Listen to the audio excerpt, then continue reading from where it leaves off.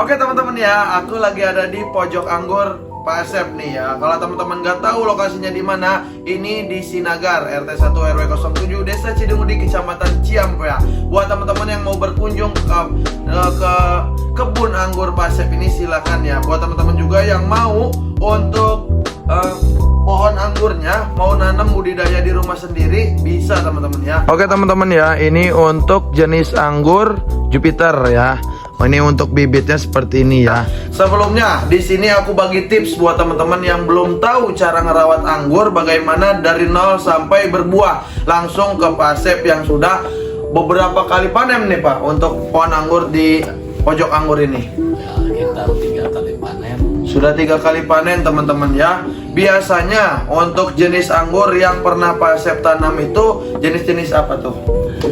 Yang pertama adalah jenis Jupiter, Tran, Ninel, sama Bosby. Memang anggur impor itu sebenarnya pemirsa mudah Budidayakan.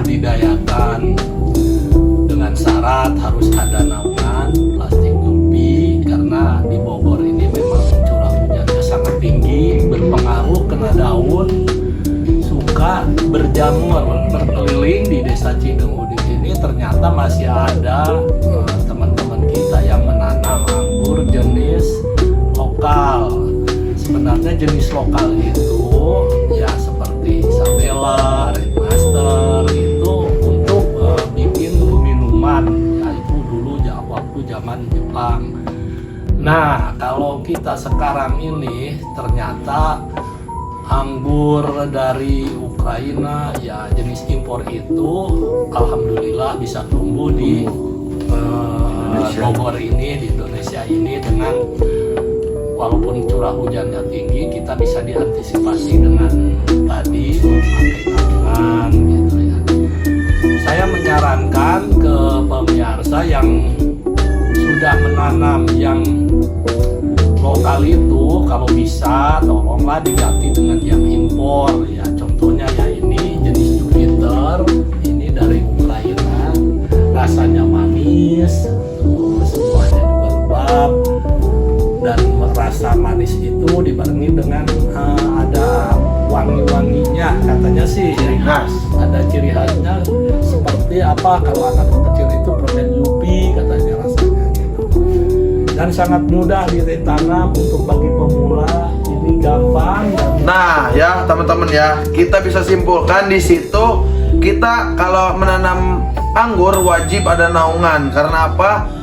Hama bagi kita untuk menanam anggur, air hujan itu ya akan merusak pada daun, menurut Pak Asep seperti itu ya. Karena kita telah melakukan observasi di lapangan, bikin pohon anggur tanpa naungan itu hasilnya benar-benar jelek ya Pak Asep. Iya, betul. Sudah terbukti teman-teman ya, kita sudah eksperimen, observasi, dan hasilnya beneran ya. Jadi buat teman-teman yang mau menanam anggur wajib ada naungan seperti plastik UV supaya tidak ada air hujan ya.